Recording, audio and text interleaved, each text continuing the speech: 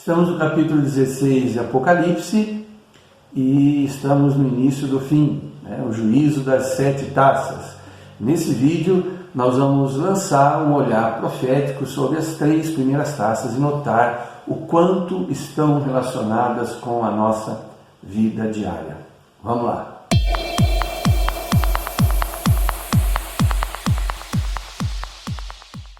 Esse é mais um vídeo da série Apocalipse Essencial e o vídeo de hoje é sobre as 3 primeiras taças em Apocalipse 16. Então, no vídeo anterior nós vimos o anúncio das 7 taças e agora começam elas a serem derramadas. Uma voz no santuário dá ordem para iniciar o procedimento.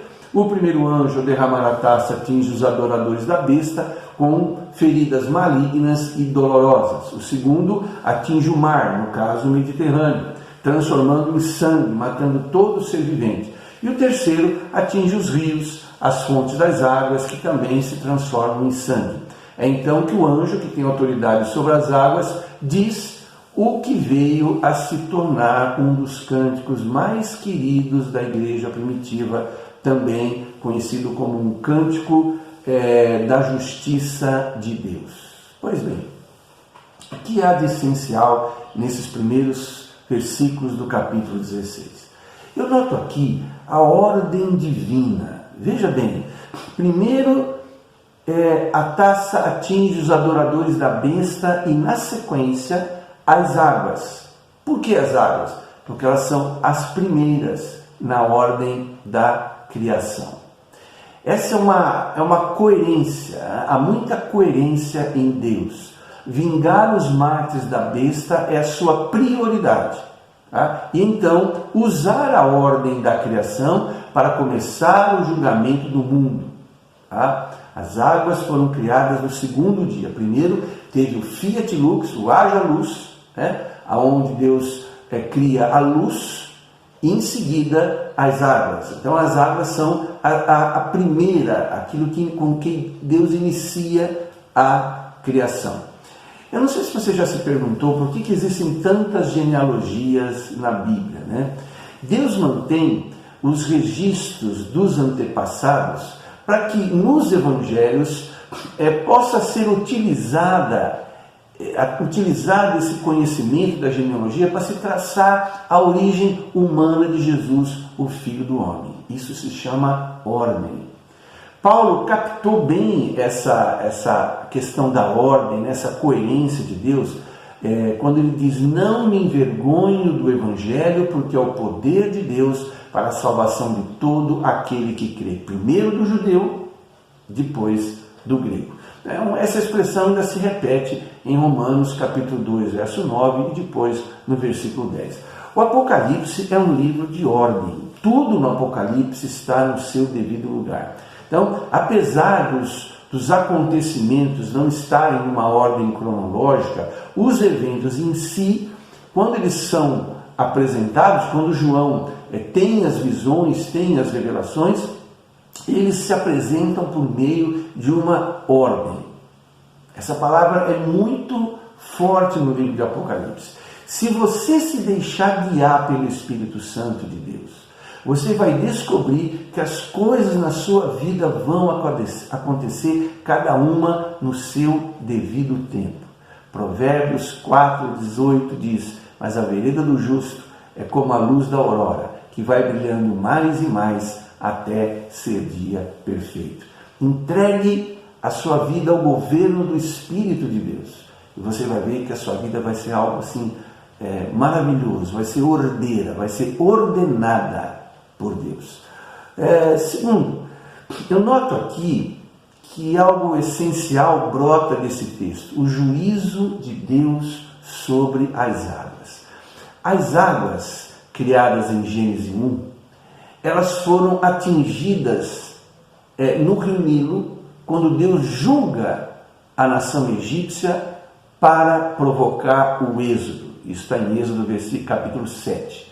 Ele transforma em sangue as águas do Nilo, exatamente como ele faz aqui no juízo da primeira taça. Águas, o princípio alimentar da vida, são atingidas como sinal da indignação de Deus contra o pecado e mais especificamente contra a besta e os seus seguidores. Veja bem, o ser humano depende da água para viver. Ao atingir as águas no juízo com a primeira taça, Deus está dizendo assim, olha, as águas existem porque eu existo. A fonte da vida está além das águas, está em seu Criador e mantenedor. Não foi isso que Jesus disse para a mulher samaritana? Quem beber dessa água tornará a ter sede, aquele, porém, que beber da água que eu lhe der, nunca mais terá sede. Pelo contrário, a água que lhe der será nele uma fonte a jorrar para a vida eterna. Nada em sua vida deve ser mais importante do que Deus, nem a água. Sua maior necessidade sempre será de comunhão com Deus. Quando você entender isso, você vai notar uma mudança em sua vida e tudo ao seu redor vai mudar também.